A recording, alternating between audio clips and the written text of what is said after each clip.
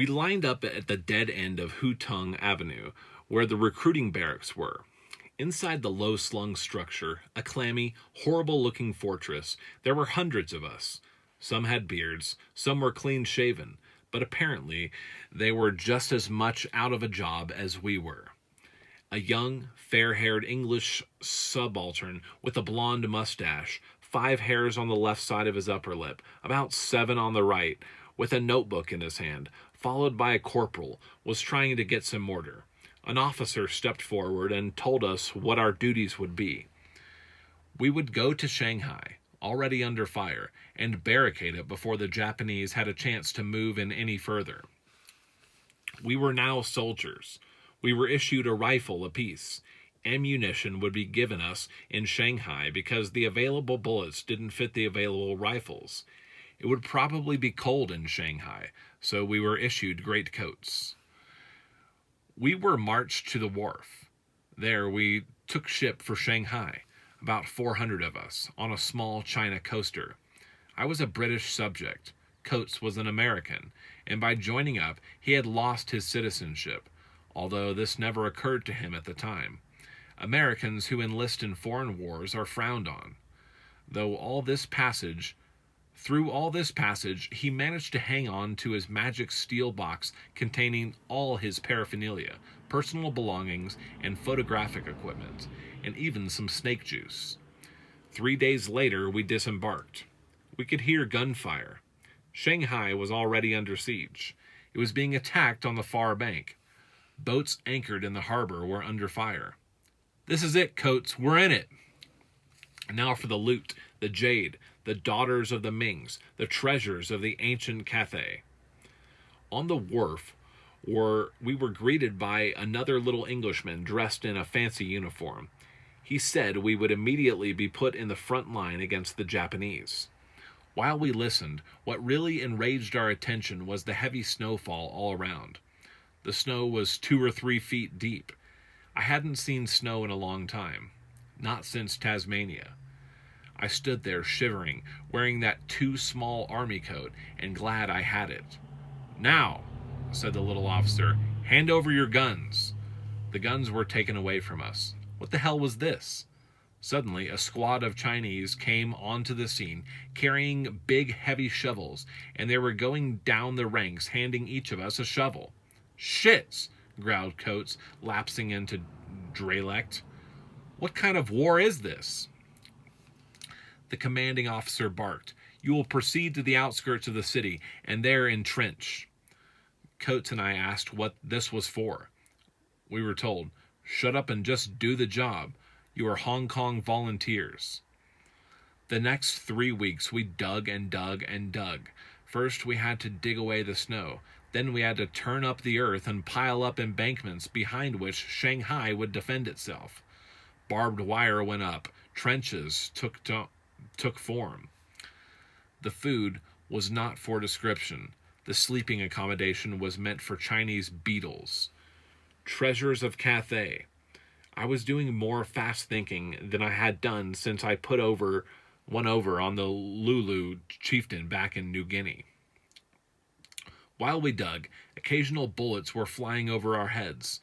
Some fell short of where we were digging. For days, Coates and I gave each other odd looks, expressive of ideas, schemes, designs. Finally, our feelings burst from us simultaneously. "Look at your hands," I said, feeding him a small touch of sedition. "Full of blisters. Those hands of yours were meant for operating with." "You're absolutely right, you idiot. Absolutely." "Why don't we beat it?" "Dessert?" "Watch your vocabulary," I whispered. "That's what it is, but I'm for it. I've had enough." For the next few days, Coates did the primary scouting. He found a couple of Chinese boys who agreed to take us to a spot on the waterfront nearby where we could get a packet headed down the coast. If we had the money, our passports, and a Shanghai province permit to get out with, we had a deal. What the hell was a Shanghai province permit? Coates, whispering to me between shovelfuls of earth, explained that the Shanghai province permit might present the greatest problem. It was a small card, rudely comparable to a visa, which said foreigners could not overextend their stay in the Shanghai province without official sanction, and meaning it was okay to leave before a certain date stamped on it. We located someone in the Hong Kong volunteers who had such a permit. I examined it. What I saw gave me hope and an idea. I looked through my kit of personal effects. Among the papers, receipts, were several Chinese laundry slips. Now, to get 2 of these fixed properly. I worked over one of them. Down in one corner were the words in English, "Not responsible for laundry left here over 6 months." Good. That was the spot to cover with a big British sixpence stamp. I affixed a big blub of sealing wax with my thumbprint on it. Next to that, I wrote boldly in the thick black ink, "Okay, I, Errol Flynn, I performed the same operation with coat slip." And he signed his name with the same okay. I forged some Chinese hieroglyphics to it. Then, for the first time since childhood, I prayed, however irreverently, to God. "Look, sport," I said to him, "get us out of this egg foo young." Coates sold some medical equipment, and we now had enough Shanghai to get on a boat. One evening, when, ostensibly, we adjourned to the latrine, we stole out of the barracks.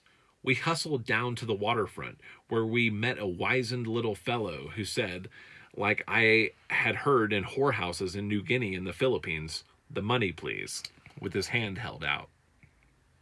We were taken on board and a bedraggled little packet no more than 20 feet long, and perhaps a third of that in the beam. It smelled as if it had been well lived in. The captain asked to see our credentials, just in case he was stopped en route anywhere and questioned why he was carrying 2 foreigners. We showed him our papers. I had carefully stamped this pink laundry slip in a Chinese lettering which meant "good until December 1933.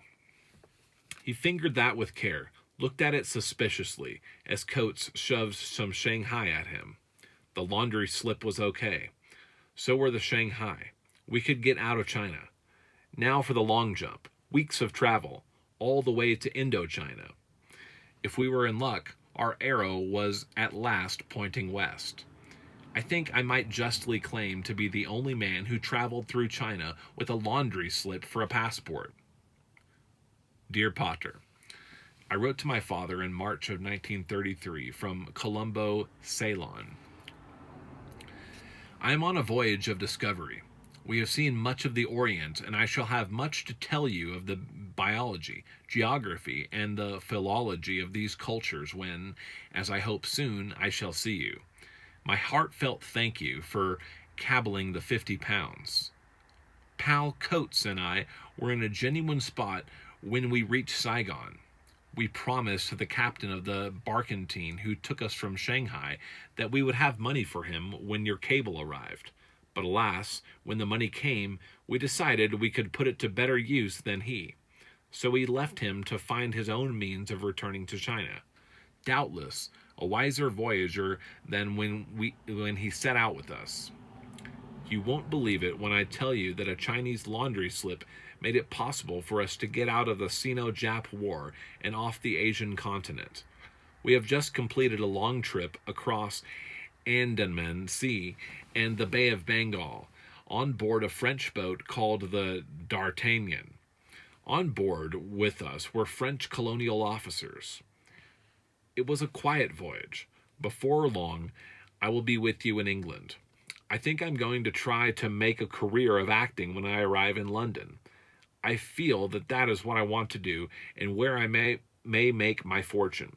Give my love to Mother and to little Rosemary. Respectfully, your son, Errol. What I didn't tell Father about the trip on the D'Artagnan is, of course, the real story. She was Japanese, and the most spectacular sight you ever saw. I thought she was a dream, out of this world, and out of the Japanese world, for she was the most un-Japanese Japanese I had ever seen. Slender, with a 20-inch waist and long-legged, which was surprising for a Japanese. Her name was Mayoko. She came from Kobe, in Japan, and she was married to a Swiss who was on board with her, a big rough type. There was a Swiss colony in Kobe, and there they had met and married. Now he was taking her to a sanatorium in his homeland because they hoped to cure her of lung trouble. Mayoko spoke perfect English, perfect French, and she talked German with Coates. Actually, her condition was quite grim. I decided that if she were so ill, she might die, and so young and so beautiful, she certainly should have a fling before passing away. I doped the situation this way. If she was really that ill, she would want one too. I was right. As usual, I was in first class, and Coates was down in steerage, yet we wound up traveling back and forth between the two levels. This once, though I had passage on the upper deck, I found it advantageous to have a place in the steerage to go to and to bring Mayoko. Her husband seemed to be absent most of the time. She would find it quite pleasant to visit the steerage with Coates and me. My growing affair had been going on with her surreptitiously for several days before we were due to land at Colombo, in Ceylon. If I thought, however, that her husband was unaware of what was going on, I must have been crazy, bemused by that old biological urge. On the night before we arrived at Colombo, Mayoko was below me. On the night before we arrived to Colombo, Mayoko was below with me in Coates' quarters. Coates was up on deck. She had only a few minutes before given me 2 beautiful pearls, valuable, expensive black pearls. She said she wanted me to have them as a token of our dear relationship aboard the D'Artagnan. I accepted. About the only gift a woman ever gave to me. Materially, I mean. We followed this with a passage of beauty and emotion, immediately after which, who should kick his way through the closed door but the irate Swiss? I was half dressed. His wife was on the cot, her feet touching the floor, not clad as fully as she would be on the upper deck. He seized my throat in his 2 hands. I could feel my tongue coming out, and I was starting to go black. I couldn't shake him off, even though I was in good shape, for he was a much more powerful man than I. He was furious, absolutely mad, out of his mind. This is the worst kind of attacker to have to contend with. As he dug his fingers into my throat, he shouted, "I'm going to kill you! I'm going to kill you! I'm going to kill you now!" While he said this, I tried to prise loose his fingers and get my tongue back into my mouth, since it was hanging down, it seemed to me, about a foot. I finally whipped him around. I did it by falling on him. I couldn't throw him over my head. He was too strong, but when I fell backward with him, it broke his grip. He glared at me. "I'll kill you," and was ready to lunge again. White-faced, he turned suddenly to his wife. "Get out!" "Are you mad?" I said. "What the hell do you think we were doing?" "Don't talk. I'm not interested." "I'm going to kill you." Both of us very much out of breath, hardly able to talk. I was willing to talk at length, I said, if he would stop repeating himself. "Look, do you really mean to say that you suspect your wife of ill-doing, of anything wrong? Your wife? You suspect her?" Out of breath, I was bluffing, but by this time I figured I could handle men, if not women. I thought I had him stymied. He said, "You'll see," and slammed the door. I turned to examine myself in the mirror over the wash basin. After a minute or so, I heard the door behind me crash open and shut. In the mirror, I could see him behind me. I turned swiftly. There he was, a revolver in his hand. The sudden realization came to me. This man means business. He was breathing hard, heavy, with a fixed gun and a white face. "I told you I was going to kill you, right?" Reflexes are very strange things. This was no time to mollify or try to argue it out. He had the gun barrel pointed straight at my scrotum. It went through my mind if I had said one more word, he would shoot. If I tried to argue, he'd drill me. "Look!" I shouted and pointed out of the porthole. At the same instant, I flung myself the 8 feet of the cabin at his knees. The bullet went off over my head. It went around the steel cabin like a blowfly over a piece of cheese. I could hear it zinging from wall to wall. I had to get that gun. I lunged for his right arm and hung on to it. Didn't care what I did so long as I got rid of that. With his left hand, he was giving me the biggest pounding I could get on the back of my neck. He was nuts, screeching, completely out of control. But I had that damned gun. Under the bunk, there was a little opening about 2 inches deep. I tossed the gun into that hollow. I jumped on top of him, tried to give him the same as he was giving me. The shot had been heard. In came the French ship's officers. "What's the noise?" they demanded. Mayoko, poor little one, was crouched in a corner of the bunk in semi-trauma.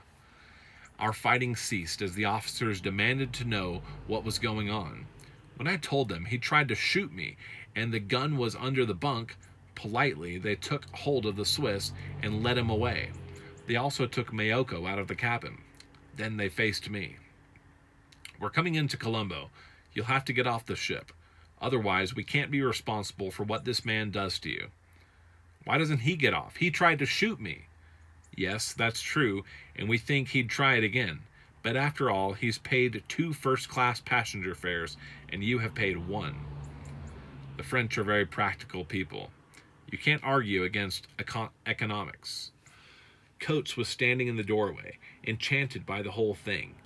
Anything out of the normal rut of leaving delighted him. Nothing pleased him more than to see people at cross purposes. He said once it was like watching bacteria in the movement under a microscope.